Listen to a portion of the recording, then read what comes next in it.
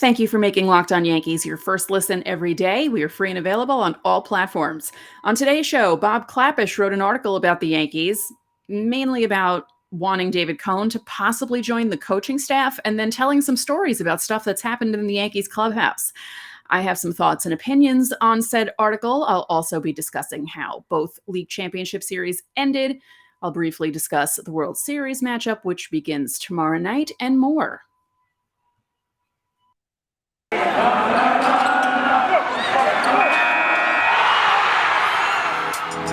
You are Locked On Yankees, your daily New York Yankees podcast. Part of the Locked On Podcast Network, your team every day.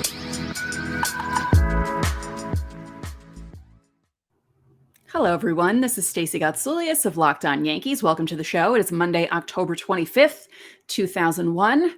Lots of stuff to discuss, stuff I wasn't expecting to talk about, but thank you, Bob Klapisch, for giving me fodder. Very exciting. Now, I know I said player reviews were going to start today, but this article kind of threw a wrench into those plans. I might be doing almost like a Fire Joe Morgan sort of thing with this article for you in case you haven't read it, because, I have thoughts. And some stuff happened because of this article that involved me and Joey Gallo. There's your tease. First, you can get this episode and every Locked On Yankees episode in Apple, Google, Spotify, Stitcher, Odyssey. You can subscribe on YouTube. You can tell your smart device to play podcast Locked On Yankees.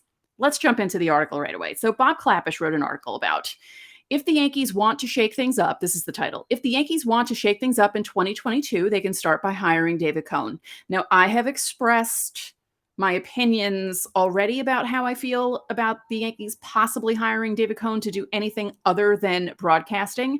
And my feelings are mixed, mainly because David Cone is one of those broadcasting voices we need badly in baseball. He's one of those old school guys who embraces the new school of baseball. He doesn't trash the current game of baseball, the way it's played. And he's a refreshing change from the curmudgeons that are all over the TV these days, John Smoltz. And I feel like that would be a big loss if the Yankees were to hire him.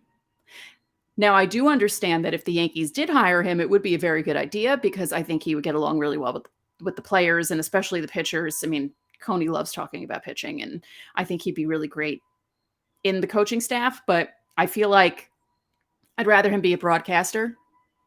I think most of you would as well, because, when former players become Yankee coaches, and we've seen it with everyone, Ron Guidry, Don Mattingly, even Willie Randolph, Aaron Boone, obviously.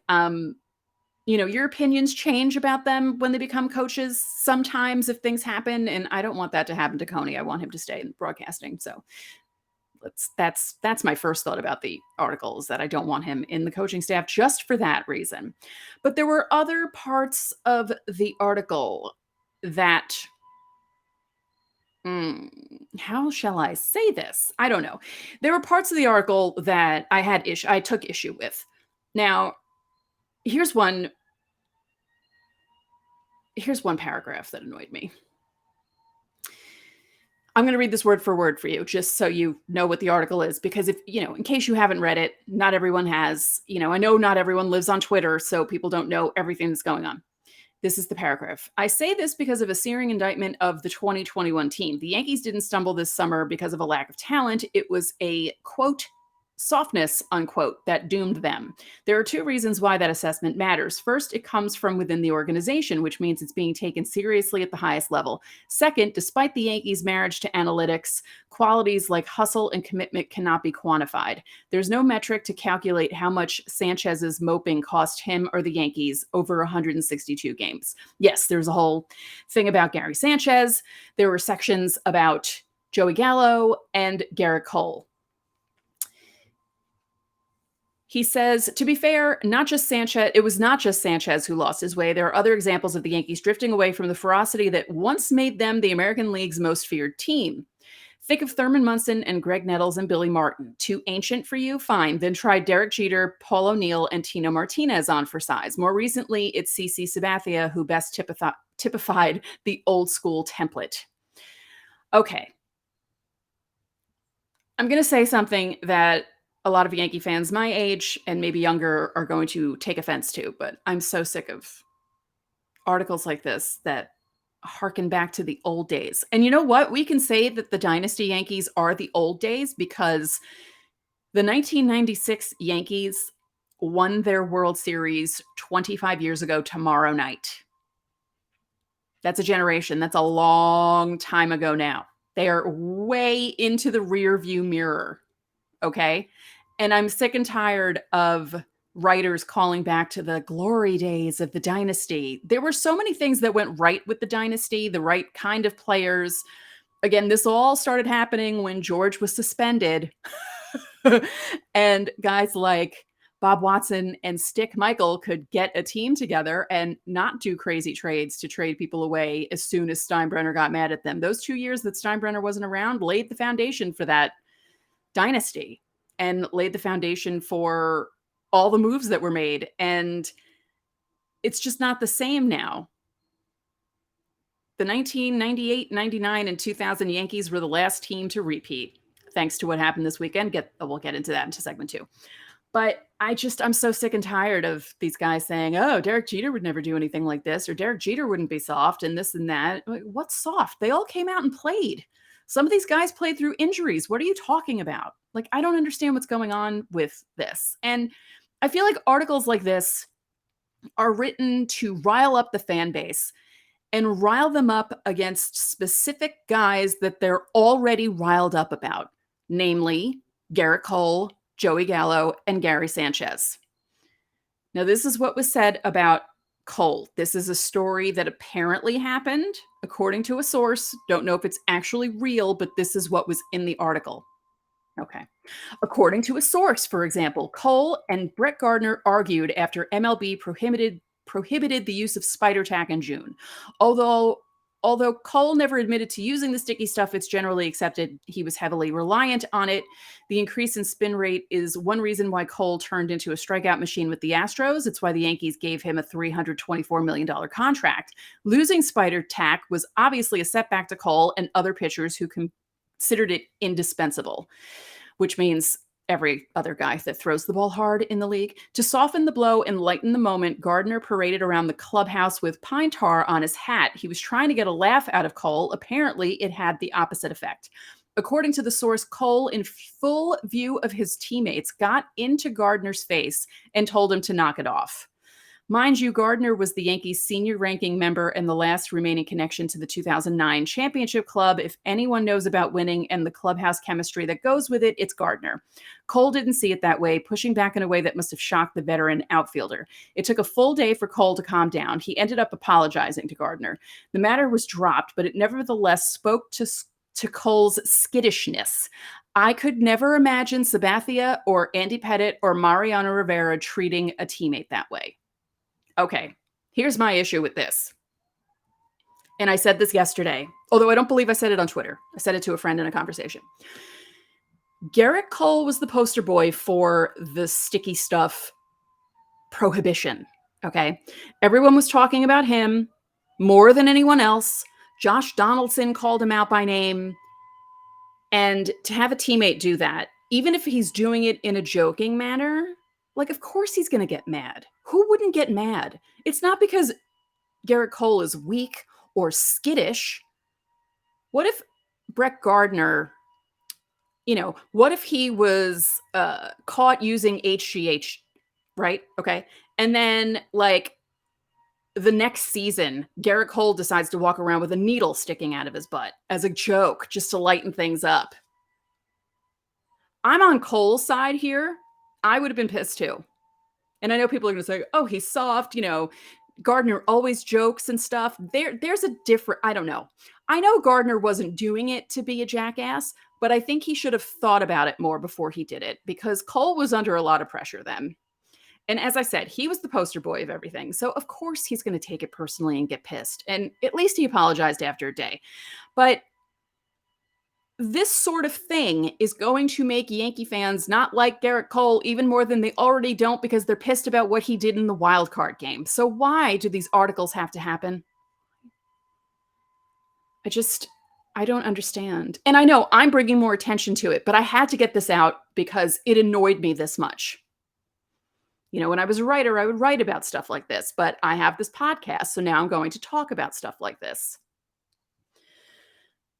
In the next segment, we're going to discuss more of the article because it involves me and Joey Gallo. And I know you're wondering, wait, how are you involved in this? But we'll tell you in a second. Does this sound familiar? You got one device that lets you catch the game live, another that lets you stream your favorite shows, you're watching sports highlights on your phone, and you've got your neighbor's best friend's login for the good stuff. Well, I want to tell you about a simple way to get all the entertainment you love without the hassle. And it's a great way to finally get your TV together. It's called Directv Stream, and it brings your live TV and on-demand favorites together like never before, so you can watch your favorite sports, movies, and shows all in one place. That means no more juggling remotes and no need to buy another device ever again. The best part, there's no annual contract. So get rid of the clutter and the confusion and get your TV together with Directv Stream. You can learn more at directv.com. That's directv.com. Compatible device required. Content varies by package. Thanks again for making Locked On Yankees your first listen every day. We're free and available on all platforms. So the next part of this article that annoyed me was about Joey Gallo.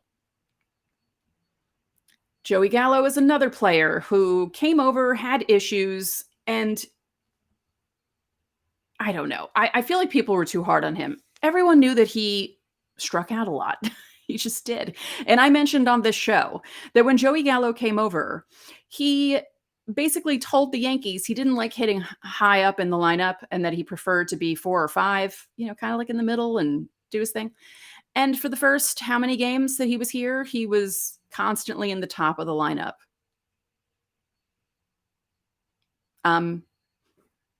There's another reason why the Yankees weren't doing as well this year, because they weren't listening to the guys on the team and listening too much to the front office who was dictating what the lineup should be. I said this on a show. I was last week, I believe I said that, right? And don't get me started. Okay, so the Gallo thing. Here it is. This is basically, okay, so the article is about wanting David Cohn to be in the coaching staff, but it's also kind of laying out the issues with Aaron Boone. So it's on the manager to relay a fundamental message to his players. Just worry about baseball. But it's not only Boone's responsibility. Cashman has to fill the room with troops of the right pedigree. Take, for instance, Joey Gallo, who I'm told would lay out his uniform piece by piece in front of his locker before dressing, then undress if the fit wasn't right. Sometimes this would happen more than once before the slugger was ready to take the field. Obviously, Gallo is a quirky guy and everyone is entitled to their rituals. But couple these habits with a 160 average as a Yankee and a nearly 50% strikeout ratio in the only pennant race of his career. One scout asked me rhetorically, does anyone do background checks over there with the Yankees? The implication, of course, is that Gallo wasn't and isn't a match for this market. So my first reaction to the article was about the Gerrit Cole stuff. Then someone posted a screenshot of that excerpt that I just read. And I joked, oh God, am I going to have to talk about this entire article on my show? And can someone come on with me so I'm not ranting by myself for 30 minutes? So I tweeted that. And I had no idea until 3:45 this morning that Joey Gallo quote tweeted me. Now, I didn't tag him in the tweet. I just put the excerpt in and I just said, oh my God, am I going to have to talk about this article? I didn't say his name. I didn't put his screen name in there. Joey Gallo 24, I believe is his screen name. And yeah, it was 3:45 in the morning and I nearly yelled. I did yell. And then I covered my mouth because I realized everyone else in the house was sleeping and I was going to get in trouble. So he quote tweeted the excerpt that I put and said, me, literally gets dressed. Media, yep, that's why he sucks.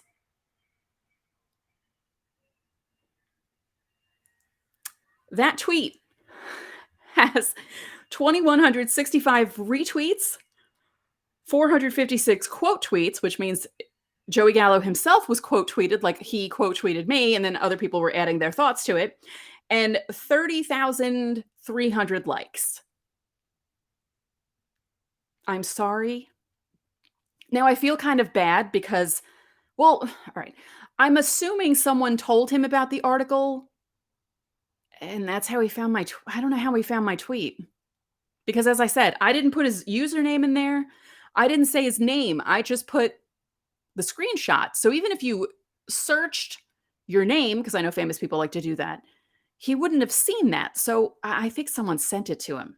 So Joey Gallo knows I exist, which is frightening to think about. But I don't like the way that was written. I really don't. I have an issue with writers trying to make jokes about guys who may have issues. Joey Gallo has facial tics that he's spoken about, and people have made GIFs out of them, GIFs, whatever you call them, and he's discussed this.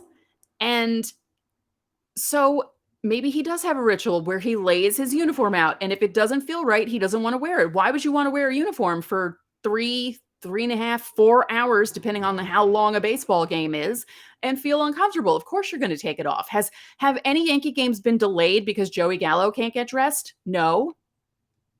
What does that have to do with anything? And I also don't like that quote from the scout. You know, does anyone do background checks over there? Like, what? Come on. Again, these articles are problematic. And I know I'm giving more credence to it because I'm reacting to it, but I'm reacting to it because this kind of thing is bad. And this kind of thing is going to make people be jerks about Joey Gallo. Now, I will say a large percentage of people who have responded to my tweet and responded to his tweet have been pretty supportive and found the article as ridiculous as I did. So I'm glad to see that. Of course, there are some people who, he sucks. You know, the Yankees never should have gotten him. He can't play. He needs to play and not tweet. Now, granted, I believe this was the first time he's tweeted since he became a Yankee. Yeah. The last time he tweeted was when he was traded and said, "Thank you, Texas. It's been an honor to wear this jersey and call myself a Texas Ranger for the past 9 years. You will forever have a place in my heart. I hope I've made you proud. With that said, I can't wait to start this new journey as a New York Yankee." And that was July 29th. So his next tweet was quote tweeting me, quote tweeting Bob Klapisch's article, and pointing out a silly thing that Bob Klapisch said about him. I'm so sorry, Joey Gallo. I'm so sorry. I hope I didn't ruin your night. And he tweeted that pretty late too. It was like 1 something in the morning when he did it. So I don't. Again, I did not tag him. I did not say his name. So someone must have. Yes, someone must have sent him the tweet. So yeah. Anyway, let me see if there's more in that article that I'd like to discuss. Oh, okay. And it's basically like an article talking about which Yankees are miscast and which Yankees aren't, like which guys are true Yankees and which guys aren't. It said, "That's not to say every Yankee is miscast. To the contrary, despite his limited talent, Gardner is a warrior. So is Giancarlo Stanton, and Judge is indeed a fine ambassador simply by virtue of how he treats fans and kids in particular. And if you want an example of citizenship absent of drama or agenda or bling, there's Gio Urshela, who might be the most liked Yankee of all." So the conclusion of this article is that's why the Yankees could use Cone or someone similar to help Boone deliver what should be the mantra for 2022. Winning takes more than talent. Okay. I mean, you know, it didn't help that some of the guys on the team had bad years and some guys were injured, DJ LeMahieu, and maybe things will be different in 2022. If there's a season, because there could be a work stoppage. That's a whole other thing that we need to discuss. Coming up next, the World Series matchup is set. I'll talk about my thoughts about the World Series matchup and who I'll be pulling for. I don't know. Anyway, Do you know that Built Bar has so many delicious flavors that there's something for everyone? And when you talk to a Built Bar fan, they're definitely passionate about their favorites. If you don't know the Built Bar flavors, you're missing out. There's coconut, cherry barcia, raspberry, mint brownie, double chocolate, salted caramel, strawberry, orange, cookies and cream, German chocolate. My favorite flavor, mint brownie. If you haven't tried all the flavors, you can get a mixed box where you get 2 of each of the 9 flavors. Try them out, figure out what you like, and then just keep ordering your favorite. Built bars are not only the best tasting protein bars, but they're healthy for you too. They have high protein, low calories, low sugar, and God, they're so good. Anyway, if you go to built.com and you use our promo code LOCKED15, you'll get 15% off your order. Doesn't matter if it's first, second, 50th. And again, get the mixed box, figure out what you like. And then once you start getting Built Bar, they'll send you emails and texts letting you know about deals and special flavors. Again, use our promo code LOCKED15 for 15% off at built.com. So the World Series matchup is set. The Braves knocked off the Dodgers. That was the big deal. Wasn't that big a deal that the Astros knocked off the Red Sox. Again, I would have preferred a meteor to win that series, but someone had to win, and I guess the Astros. I think for me, and I said this the other day, the Astros were expected to be good. The Red Sox were not, and it would have been hella annoying, to borrow a word from my Californian friends, to see the Red Sox make a World Series, because lately, whenever the Red Sox make a World Series, they win a World Series. So I did not want to see them in the World Series. So it's the Astros and the Braves. The guys who cheated in 2017 against the team that has a racist chant that happens during every game. Honestly, it would be nice to see the Braves do it. No one expected the Braves to do it. Actually, I shouldn't say that. Was it Trevor Plouffe? Is it Trevor Plouffe who did it? He jokingly predicted the Braves against the Astros in the World Series. I think it was him. But most people weren't expecting this. And it would be nice for the city of Atlanta to win another World Series. They haven't done that since 1995. And the last 2 times they made the World Series, they lost to the Yankees, famously getting swept in 1999. That was the last time, which that's another thing. After the Braves beat the Dodgers on Saturday night, the MLB Twitter account tweeted out, "Party like it's 1999," and I joked, I don't think the Braves want to party like it's 1999 because they were swept out of the World Series by the Yankees in 4 games. So my thought is this. I think the Braves can win. I think the teams are closer matchup-wise. Like, I think they're matched closer than people would think, especially given how the teams finished and their divisions and all that other stuff. But I really feel like the Braves could win this. I don't see a sweep in either direction. I could see it going 6. And I don't know. I really think the Braves can do it. I think they're that team. You know, the playoffs are such a crapshoot. And I know some people were complaining that none of the 100 win teams are left. And, you know, it's not the best teams, but that's usually how the playoffs are. And this is the first matchup in Major League history where the year's previous LCS losers, I didn't mean to say that so bluntly, sorry, are matched up in the World Series the following year. So that's kind of cool. I didn't even realize that until I saw the tweet. I think Tyler Kepner tweeted it out. So yeah, because the Astros lost to the Rays last year, the Braves lost to the Dodgers, and people were afraid that they were going to do the same thing again this year, and they did not. So yeah, that should be a very interesting matchup. Again, I mean, I've been so wrong in these playoffs predicting things, and I'll probably be wrong again, but I don't know. I can see the Braves winning in 6. I don't think that's too crazy to imagine. Yeah. Anyway, I will have insider clips tomorrow because the hosts of Locked On Astros and Locked On Braves did a World Series preview for today, and I will have their thoughts on how the teams are going to do tomorrow, since tomorrow is the day of the World Series. And I will start my player reviews on Wednesday. Thank you, Bob Klapisch, for delaying everything with this article. I appreciate it.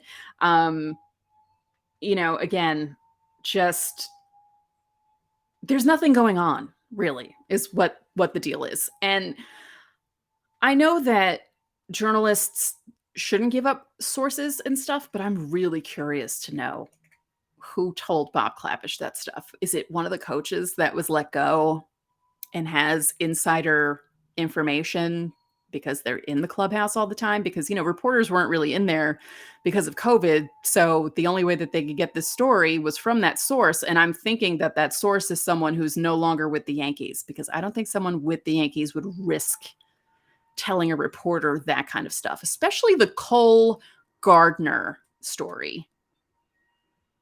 Yeah, I think it's someone who left. I wonder who it could be. I'm not going to speculate on who I think it could be, but it's got to be someone like that, right? I would think so. Anyway, again, I take Cole's side. I mean, nothing against Gardy. We all know he's a prankster, but he should have read the room. And I will say this. I was slightly amused thinking about Gerrit Cole yelling in any way, because if you've heard his voice, no offense to Gerrit Cole, he does kind of sound like Kermit the Frog. So just imagining him yelling at Gardner in that voice is kind of funny. All right, anyway. So, yeah, Braves, Astros starting tomorrow. There's an off day today. And also tomorrow, the 25th anniversary of the Yankees winning the 1996 World Series, which I will be talking about tomorrow because that was a fun day. That was a fun day. I love telling that story. You will be hearing that story tomorrow. And yeah, just if you were around then, you know how crazy it was when the Yankees beat the Braves. It was just, what a relief, and we're going to feel that way if the Yankees win the World Series at any point soon, because, we're not too far away from, that was an 18-year drought. We're up to 12 now. Hopefully we won't get up to another 18-year drought. Please. Yeah, Cashman needs to do some stuff. And also coming up this week, I have a couple of guests lined up, and we will be discussing free agent signings, possibly, because the Yankees are in need of some free agent help. And one more thing before I go. Silver Slugger nominees. I don't understand the criteria for Silver Sluggers.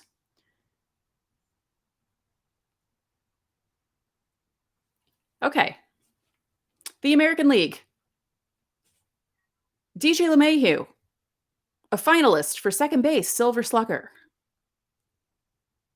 Outfield, Aaron Judge, makes sense. Catcher, Gary Sanchez. DH, Giancarlo Stanton, makes sense. Joey Gallo. I guess combined with his year with Texas, because he did finish with almost 40 home runs, right? So that makes sense. But Gary Sanchez and DJ LeMahieu, Silver Sluggers?